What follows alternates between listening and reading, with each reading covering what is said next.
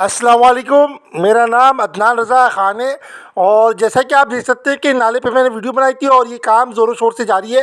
Town chairman और UC chairman Faisal Naseem की जानिब से ये काम कराया जा रहा है और जनाब कौंसलर हमारे जो ज़फ़र मलिक वो भी काम की जो है निगरानी कर रहे हैं। तो देख सकते हैं कि फैसल भाई जो हिदायत दे रहे हैं और यहाँ पर ये काम ज़ोरों शोर से जारी है और सीवरेज का मसला इंशाअल्लाह ताला जो था वो जल्द अज़ जल्द हल हो जाएगा। तो आप जो है इस हवाले से देखें कि नाले की जो ब्लॉकेज थी और उसकी वजह से काफ़ी परेशानी थी।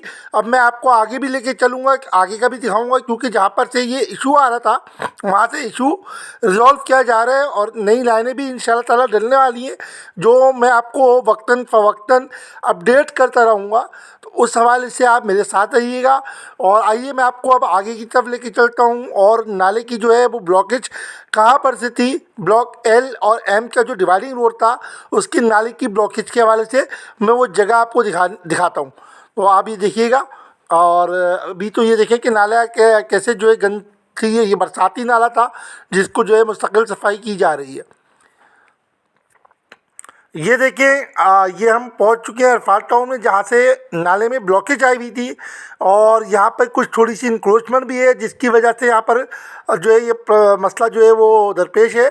और क्योंकि नाले की जगह तंग हो रही है और यहाँ पे कचरे की बहुतात है, जिसको जो है जमात इस्लामी के तहत जो यूसी चेयरमैन है वो क्लियर करवा रहे हैं। टाउन चेयरमैन जो है वो इसकी जो है इसकी देखभाल कर रहे हैं। तो आप देख सकते हैं यहाँ पे फैसल भाई मौजूद हैं जो काम को जो है मॉनिटर कर रहे हैं और इंशाअल्लाह ताला ये मसला जल्द अज जल्द रिज़ॉल्व हो जाएगा।